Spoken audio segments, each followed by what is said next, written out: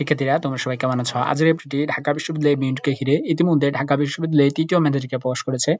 এই ৩য় মেধাতালিকায় যারা তোমরা নির্বাচিত হয়েছো, তোমার এখন কি করণীয়? বিস্তারিত আমাদের ভিডিওতে।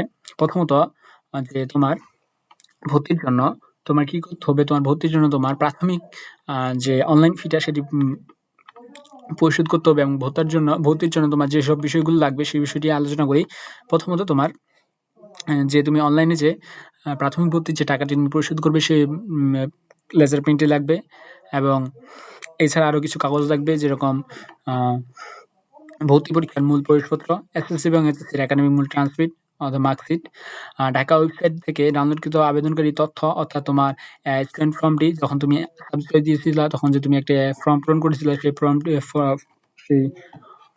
ফর্মটি এবং তোমার বিষয় পছন্দ কোনো সাবজেক্ট চয়েসের লিস্টটি, যেখানে তোমার শিক্ষার্থীর স্বাক্ষর, তারিখ ও মোবাইল নম্বর সহ থাকবে, সেটি বলে দিয়েছে। এবং তোমার ভর্তি ফি, বিষয় পরিবর্তন ফি এর অগ্রিম জমার রসিদ, তুমি যদি ভর্তি ফি বা বিষয় পরিবর্তন ফি এর অগ্রিম কোনো রসিদ থাকে সেই রসিদটি, অর্থাৎ তুমি যদি মাইগ্রেশন দাও, মাইগ্রেশনের জন্য তোমার 100 টাকা ফি লাগে, সেই রসিদটি আর কি।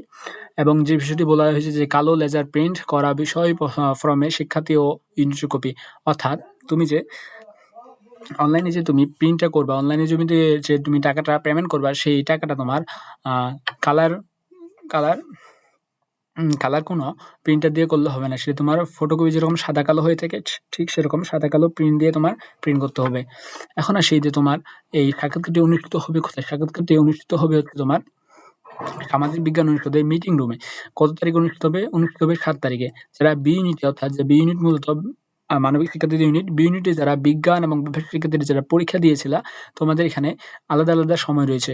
তো সময় তোমার কখন? সময় হচ্ছে সকাল 9টা থেকে 10টা 30 হচ্ছে মানবিক শিক্ষার্থীদের জন্য। কোথায়? সেটি হচ্ছে সামাজিক বিজ্ঞান অনুষদে। আর বিজ্ঞান অনুষদে হচ্ছে 10টা 30 থেকে 11টা 30। ব্যবসায় শিক্ষা অনুষদের হচ্ছে 11টা 30 থেকে 12টা পর্যন্ত। এখানে আরেকটি বিষয় হচ্ছে, তোমরা যদি সাক্ষাৎকারের সময় উপস্থিত হতে না পারো এবং তোমার যদি এসএসসি বা এইচএসসির মূল মার্কশিটটি জমা দিতে না পারো, তাহলে তোমার মনোনয়ন বাতিল হয়ে যাবে। অর্থাৎ তাহলে তোমার এই যে তোমার ভর্তিটাও বাতিল হয়ে যাবে। তাহলে তুমি আর ভর্তি হতে পারবে না। আরেকটি বিষয় এখানে বলে দিয়েছে, কোনো প্রার্থী যদি তার বিষয় পছন্দক্রমের 1 নম্বর বিষয়ে মনোনীত হয়, অর্থাৎ তুমি যে সাবজেক্ট চয়েস দিয়েছিলা সেই সাবজেক্ট চয়েসে যদি ফার্স্ট যে সাবজেক্ট যদি তুমি পাও, তাহলে কিন্তু তোমার মাইগ্রেশনের বন্ধর কোনো দরকার নেই। অর্থাৎ তোমার মাইগ্রেশন বন্ধ বা অন করার যে 100 টাকা দিতে হবে, সেই টাকাটা দেওয়ার কোনো দরকার নেই। এখানে বলে দিয়েছে ভর্তি ফি বা বিষয় পরিবর্তন ফি এর অগ্রিম পরিশোধের জমা রসিদ, এই বিষয়টির কথা বলেছে। আশা করি বিষয়টি তুমি বুঝতে পেরেছ। এবং এখানে আরেকটি কিছু বিষয় বলেছে, যদি তোমাকে একাডেমিক তোমার এই যে এসএসসির তোমার যে মার্কশিটটি সেটি তোমার কমপক্ষে কপি করে রাখা ভালো। এখানে বলছে 20 কপি, কারণ অন্যান্য সময় আরও লাগতে পারে, সে বিষয়টি বলা হয়েছে।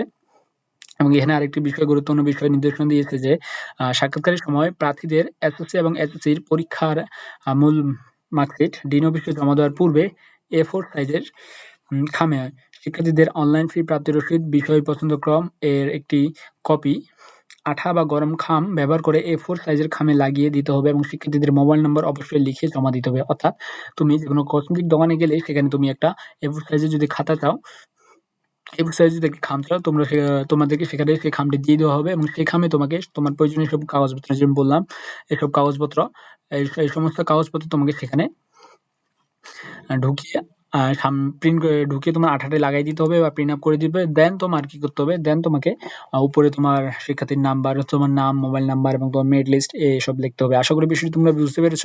এরকম ঢাকা বিশ্ববিদ্যালয়ের অন্য বিশ্ববিদ্যালয়ের গুরুত্বপূর্ণ আপডেট পেতে তোমার ভাইটাকে সাবস্ক্রাইব করে রাখো। আর তোমরা যারা সেকেন্ড টাইম দিতে ইচ্ছুক, তোমাদের জন্য আমার রয়েছে ফ্রি সেকেন্ড টাইম কোর্স। অর্থাৎ তোমরা যারা ভর্তি হতে চাও, সেই সেকেন্ড টাইম কোর্সে থাকতে চাও, যারা ডেডিকেটেড হতে চাও, তারা অবশ্যই আমার ডেসক্রিপশন বক্সে গিয়ে টেলিগ্রাম গ্রুপে জয়েন হয়ে যাবে। সকলকে ধন্যবাদ। আসসালামু আলাইকুম।